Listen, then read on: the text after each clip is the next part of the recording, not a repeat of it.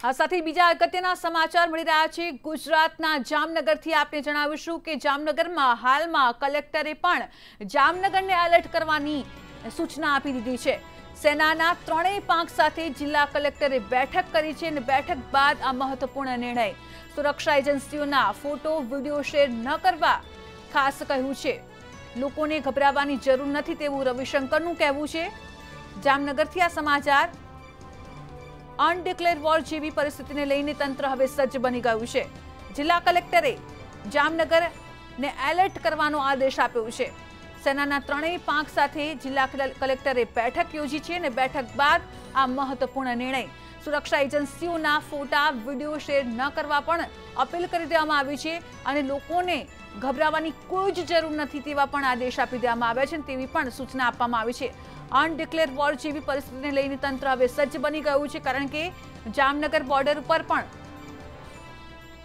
અત્યારે ભારેલા અગ્નિ જેવી સ્થિતિ જોવા મળી રહી છે। તેના ભાગરૂપે જ હાલમાં જે સમાચાર મળી રહ્યા છે કે જિલ્લા કલેક્ટર તરફથી આદેશ આપી દેવામાં આવ્યો છે કે જામનગરને હાલમાં કોઈ ગભરાવાની સ્થિતિ નથી અને હવે જામનગરને એલર્ટ આપી દેવામાં આવ્યું છે।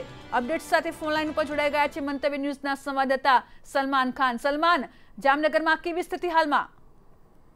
ચોક્કસથી ભાગ્યશ્રી આપને જણાવી દઉં તો જે પાકિસ્તાન તરફથી નાપાક ઇરાદાના પૂર્વક જે હવાઈ માર્ગ દ્વારા જે દેશના હુમલા કરવામાં આવ્યો છે જેને લઈ અને હાલ જે અનડિક્લેર વોર જેવી પરિસ્થિતિ યોજાવા જઈ રહી છે જેને લઈ અને જામનગરનું વહીવટી તંત્ર પણ હાલ પૂરજોશમાં તૈયારી અને ચાકતો બંદોબસ્ત ગોઠવવાની તૈયારી કરી રહ્યું છે જેને લઈ અને આજે જિલ્લા કલેક્ટર દ્વારા જામનગરમાં એક મિટિંગનું આયોજન કરવામાં આવ્યું હતું। જામનગરમાં ત્રણેય પાંખો હોવાથી ત્રણેય પાંખોના અધિકારીઓને બોલાવી અને ત્યાં બેઠક યોજી અને જે લોકો છે તેને ગભરાવવાની જરૂર નથી જેને લઈ અને હાલ સેનાની ત્રણેય પાંખો સાથે જિલ્લા કલેક્ટરે બેઠક યોજી હતી અને જિલ્લા કલેક્ટરે એવી અપીલ પણ કરવામાં આવી છે કે જે હવાઈ માર્ગે અથવા તો જાહેર માર્ગો પર જે સુરક્ષા એજન્સીઓ છે તેઓની જે મુવમેન્ટ છે તેઓના ફોટા કે વિડીયો છે તે સોશિયલ મીડિયા પર શેર ન કરવા જેથી કરી અને લોકોને અન્ય જે દુશ્મનો છે તેઓને હાલ જે આપણા દેશની જે હલનચલન છે તે મુવમેન્ટ પર હાલ કોઈ કાર્યવાહી થતી જણાય તો તેઓને પણ મેસેજ દ્વારા અને પોલીસને જાણ કરવામાં આવે તેવી હાલ અપીલ કરવામાં આવી રહી છે। જી ભાગ્યશ્રી।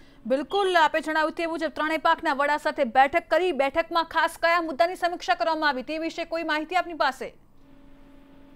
જી ચોક્કસથી ભાગ્યશ્રી આપને જણાવી દઉં કે જે અનડિક્લેર વોર જેવી પરિસ્થિતિ છે જેને લઈ અને ત્રણેય સેનાની પાંખ છે તેઓના વડા સાથે જિલ્લા કલેક્ટરે બેઠક યોજી અને તેઓ દ્વારા એવી મિટિંગ યોજવામાં આવી હતી કે હાલ જે વોર જેવી પરિસ્થિતિ છે જેને લઈને તેઓ પણ હાલ તૈનાત રહે અને પોતાની જે વાયુદળ સેના છે, નેવી છે, આર્મી છે જેવી ત્રણેય પાંખના વડાને સાથે મિટિંગ યોજી અને જિલ્લા કલેક્ટરે હાલ તો બેઠક યોજવામાં આવી હતી। જી ભાગ્યશ્રી। બિલકુલ, અપડેટ મેળવતા રહેશો આપની પાસેથી। આભાર સમગ્ર માહિતી માટે।